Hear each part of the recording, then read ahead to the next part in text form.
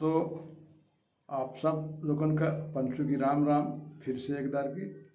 और बतकही का वही फुनगी पकड़ी जाए कि जहाँ छोड़ा रहा कम्युनिटी रेडियो। तो अभी तक तो जो कम्युनिटी रेडियो के बारे में बतावा वह रहा कानन सुनी, श्रुति ज्ञान कह दो।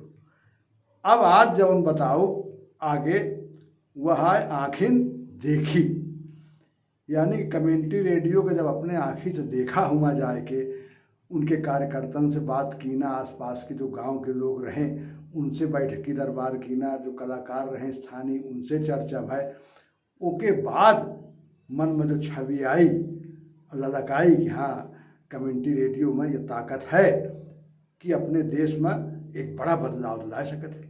और खासकर वह जनता में गांव की जनता है ओके अंदर एक भूख जगा सकते हैं, लोकतंत्र की विकेंद्रीकरण की जड़ जगह कहा लोकतंत्र की मजबूत कर सकते हैं। वह एक झलक उमा देखा, हालांकि शुरुआत है रहा मामला, पर जो झलक देखी ओके बारे में आज चर्चा कर। और हुआ जायु का बड़ा मज़ेदार किस्सा है। यह पता लाग कि शिवपुरी में एक कम्युनिटी रेडियो है। अब पासे में ज़्यादा दूर नहीं आए ओरछा, वहाँ में एक कम्युनिटी रेडियो है। अब फिर एक ललितपुर में, तो यह भाई कि चलो 3 कम्युनिटी रेडियो देखे का लगे लगे मिल जाइए, यह फ़ायदा हो जाए, देख लीन जाए। तो अध्ययन के बड़े हुआ जात का हुआ। तो जब यह रहा कि लोग जाने परिचय वाले शुभचिंतक कि शिवपुरी जा रहे हैं पंचू, तो भैया इन तरह से समझावे लागे कि एक दर की तो हमरो हिम्मत हिल गए। कहे शिवपुरी न जाओ, कहूँ और अंते चले जाओ, शिवपुरी न जाओ। कहे अरे कहें वह बिहार वाला भिंड मुरैना के लगे का इलाका है, डकैतन का बिल्कुल बहुत खतरा है। इतना डरवाए दिन कि अल्लाह की सही कहा तो है, पर यहू जानी थी कि अपने यहाँ कुछ है कि एक हाथ ककरी 9 हाथ बिया बताए वाली बात, बढ़ाए चढ़ाए के कहे की बात। तो पंचवी मन में ठान के सुनो सबकी, पे कराओ मन की। अब इतना अच्छा मौका कि भाई 3 रेडियो देखा के मिल जाते वहीं पर। अब पहले अंदर की हमों को मौका मिला रेडियो स्टेशन जाएगा, नहीं कहा यहाँ रहे मंझनपुर में हिम्मत नहीं पड़त रही कि आकाशवाणी इलाहाबाद में चले जाए। अरे भाई कलाकार हो तो जाए, कुछ और हो तो कसत घुसे हुआ, इन तरह कसत घुसे थे। तो यह ललक रही कहीं देखी तो कसत रेडियो स्टेशन होते, ये लालच में हम नहीं करा।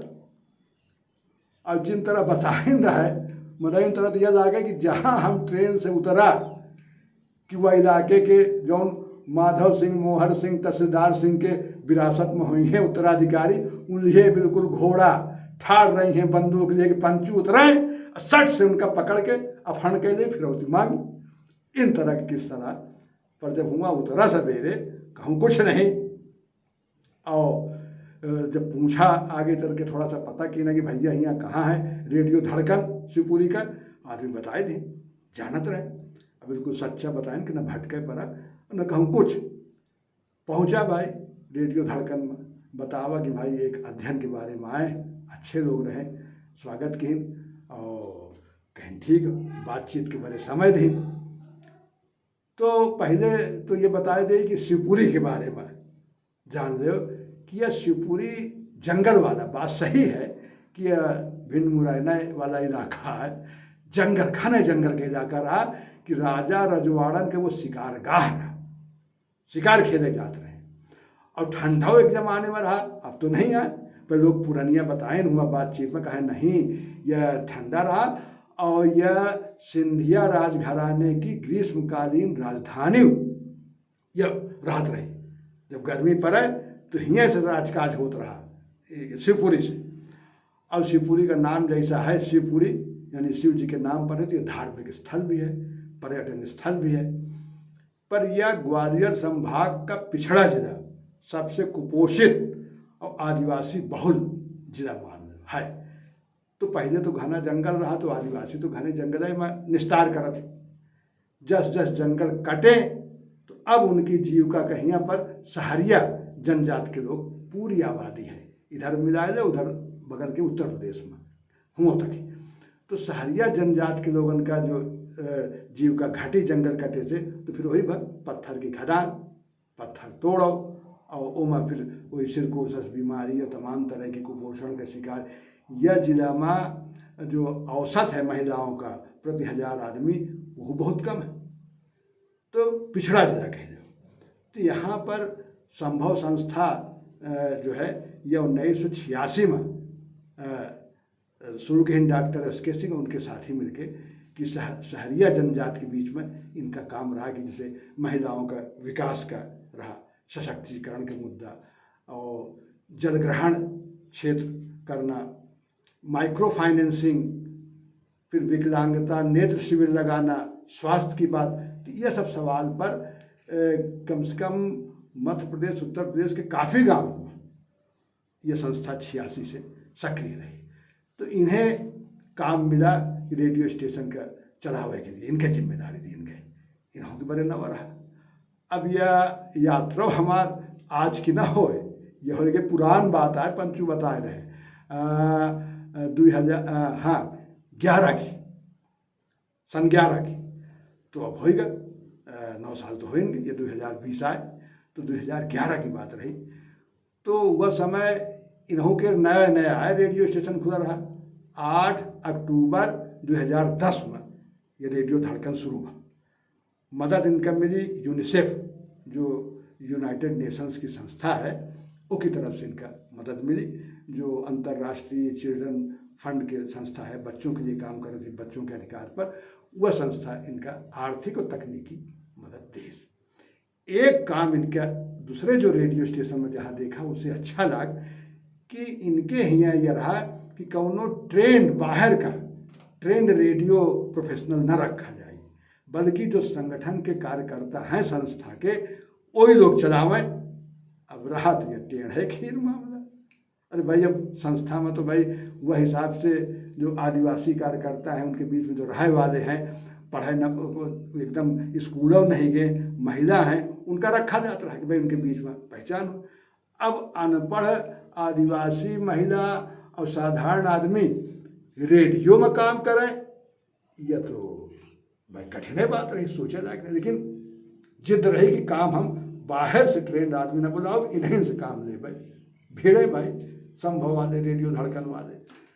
तो शुरू में बड़ी दिक्कत आई, जब हुआ पूछा, इनके यहाँ 10 आदमी की टीम ही रेडियो धड़कन की, एक स्टेशन मैनेजर, एक प्रोड्यूसर, इन प्रोग्राम इंचार्ज, 2 सुपरवाइजर और 6 रिपोर्टर है।